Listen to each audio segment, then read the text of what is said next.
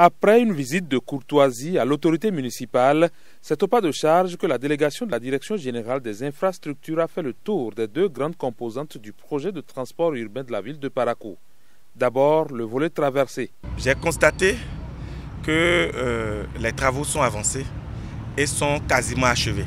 Ils sont en cours, donc quelques travaux d'aménagement pour embellir la ville.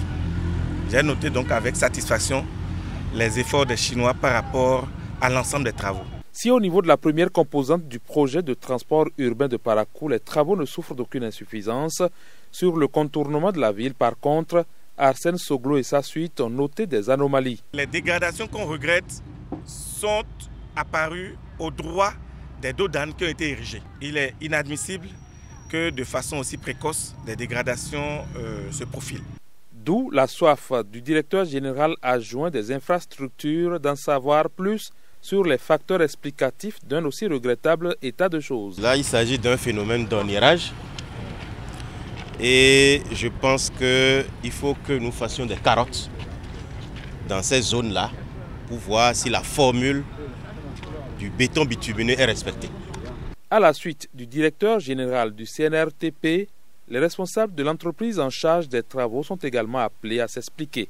Les conducteurs sont freinés fréquemment au niveau de ralentisseurs. C'est pour cela que ça cause des problèmes. Ça, on l'a constaté, on est prêt aussi pour réparer. Ça, c'est l'autre devoir. Mais on a les propositions aussi.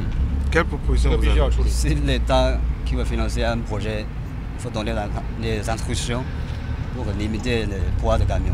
À la lumière de ces explications, le directeur général adjoint des infrastructures lève un coin de voile sur les décisions urgentes à prendre. On va supprimer donc les dos d'âne pour permettre de sauvegarder l'investissement. Il faudrait que là aussi, les populations puissent comprendre cette décision qui est technique. Ce n'est pas normal qu'on construise des routes pour supporter des 13 tonnes et qu'on en mette des 20, des 25. On accélère la dégradation de nos routes. Je voudrais appeler à la prise de conscience par rapport aux surcharges. Un changement de comportement face à une préoccupation aussi délicate s'impose donc, et on ne le dira jamais assez. Donc ils veulent